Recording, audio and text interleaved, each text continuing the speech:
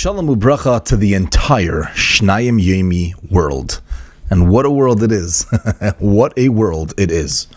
Okay, so I just want to mention before anything that we are very lucky to be part of such an amazing organization. And just realize that. This is a big schos. It's not stam. This is unbelievable. Okay, so what we're going to do is we're going to try to get closer to HaKadosh Baruch Hu, Hashem Yisparach together. And we're going to get right into it.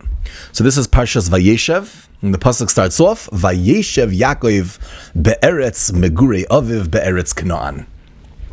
So I want to give a little context for clarity purposes, if you don't mind. Yaakov Avinu was born in the beginning of Parshas Toldos. At the end of Parshas Toldos, he's 63 years old. He takes the bracha, steals the bracha from his brother Esav. Yitzchak and Rivka, that is at the end of Parshas Toldos. Yitzchak and Rivka, his parents, tell him, you have to leave now and go to Lavan to find the shidduch. Okay, good, gewaldik. Parshas Vayetze, he's on the way to Lavan, like his parents said, but he stops off at Yeshiva Shem Ve'ever for 14 years. It's a pretty long stopover, if you ask me. All right, anyway, so now he's 77 years old when he leaves Yeshiva, and he heads towards Lavan. How long is he by Lavan? 20 years. And within those 20 years, a lot happens. He gets married to Leah, gets married to Rachel, he has 12 kids, 11 Shvatim, and Dinah. And then Parshas, and then he leaves. He runs away. Parshas Vayishlach, after Yaakov Avinu was running away with his family, he's traveling home. It takes him 2 years. 2 years to get home. Within those 2 years, we have a lot going on. We have the story of Esav. We have the story of Dinah. We have his children wiping out Shechem, that whole story. His wife Rachel dies, and all of this happens in a span of 2 years. It wasn't an easy life that he had, but you all know this already because you're part of Shnayim Yomi. Let's go. All right. Now he's 99 years old, and he finally reaches his father's home. This, Rabbi, is where Parshas Vayeishev starts. Okay, so here he is. He comes to Hebron, and he is hoping to start a new chapter in his life. Yosef is his son, 17 years old, and he's a shepherd with all of the other Shvatim, his other brothers. And as we know, his brothers hate him.